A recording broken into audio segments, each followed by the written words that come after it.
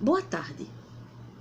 Eu gostaria de iniciar nossa live de hoje com a seguinte pergunta: será que é possível nós caracterizarmos os povos e nações da Terra de acordo com o nível de entendimento que eles possuem em relação à questão da sustentabilidade ambiental? Sim, é possível. Existe uma bibliografia científica muito interessante intitulada em inglês Ecologia Florestal, o autor é Keynes. Depois eu vou deixar aqui no canal do YouTube e no blog a referência para quem quiser analisar, não é, ler. Dentre as várias coisas que este livro aborda, ele fala que sim, é possível nós classificarmos os povos e nações da Terra de acordo com o entendimento que eles têm, possuem em relação à questão da sustentabilidade ambiental. Então vamos lá, quais seriam esses estágios? Eu vou ler porque depois nós tecemos os comentários e fica assim bem melhor. O primeiro estágio seria a exploração pré-florestal, que é caracterizado pelo fato das civilizações depreciarem os recursos naturais sem preocupação alguma com o uso sustentável desses recursos.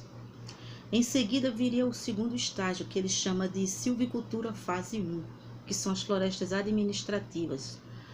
Ou seja, a sociedade se preocupa em elaborar leis, regulamentos e regras para o uso dos recursos florestais. Porém, que não tem qualquer sensibilidade às diferenças ecológicas entre os tipos de ecossistemas florestais em toda a paisagem, mas sim visando apenas regular produtos florestais usados para fins industriais militares e para a produção sustentada de madeira e outros produtos florestais convencionais.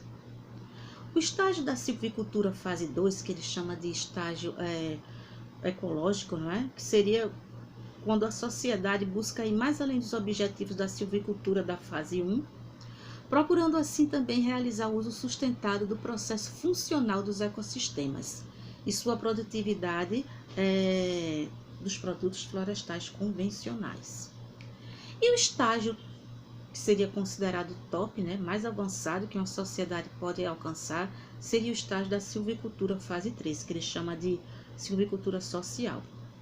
Nesse estágio, além dos objetivos delineados, né, pela silvicultura em sua fase 1 e sua fase 2, a silvicultura estabelece uma grande variedade de valores sociais e ambientais nas paisagens florestadas, através da transmissão de geração a geração de noções de moralidade, responsabilidades éticas e equidade intergeracional, como também, não é, a obrigação da geração presente de considerar as necessidades e as opções das gerações futuras além das suas próprias necessidades, em um movimento de ecologia profunda que ele chama de ecologia verde, assimilado e propagado atualmente no mundo, inclusive por diversos movimentos, né? Bem, quando nós olhamos os povos e nações da Terra à luz do que essa bibliografia nos fala, é evidente que nós poderemos detectar que os povos e nações da Terra se encontram em estágios diferentes em relação a essa categorização, né? Não só os povos e nações da Terra, como o próprio Brasil, por exemplo. O Brasil é um país continental. Então, você olha para os municípios, os próprios estados da federação e as regiões entre si, elas apresentam grandes diferenças, não é? Em relação a esses estágios, não é? Então, no Brasil, você vai encontrar municípios e estados que estão onde o foco, não é, da prática comum da sociedade está mais no estágio pré-florestal, não é? Enquanto que você vai encontrar outras sociedades, não é, que estão já avançadas para a silvicultura fase 1 e outros para a silvicultura fase 2. Mas o Brasil, existe algum, assim, não é? O Brasil está na silvicultura fase 3? Não, porque a nível de nação, não. Embora que nós encontremos aqui e acolá grupos e pessoas, não é, que pensem e procuram viver pautados, não é, nas práticas da silvicultura fase 3, mas isso não é a nível de nação mesmo. Então, você, por exemplo, encontra países que já alcançaram esta estágio da silvicultura fase 3, quando eles partem para uma questão de produção mais limpa, inclusive até tecnológica, quando eles partem para a questão de eliminação por completo de uso de agrotóxicos, né, na sua produção de alimentos. Então a gente vê que foi uma sociedade que não foi da noite para o dia isso. Foi um longo processo de conscientização, de educação ambiental, de conscientização das pessoas que passaram a ter um consumo consciente, não é? Também empresas e empresários, não é? Que passaram a viver de forma sustentável, né? Com consciência de sustentabilidade ambiental. Isso não é da noite para o dia que um povo consegue chegar a um estágio desse. Então, existem essas diferenças, não é mesmo? A gente pode ver que, a nível de Brasil, não é?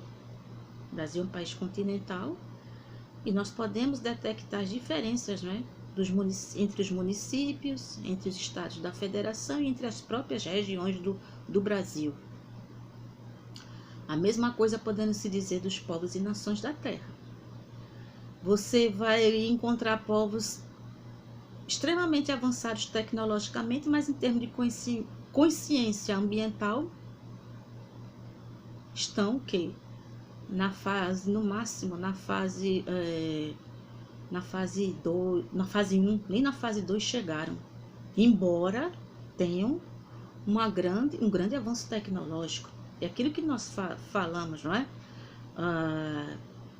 A meta, a sustentabilidade, o princípio básico dela é que uma geração consiga deixar para outra geração, pelo menos, no mínimo,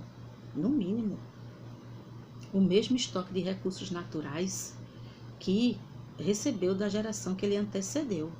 Então, quando você vê uma sociedade trabalhando, vivendo todos os seus processos nessa perspectiva, tudo muda, muita coisa diferente, não é?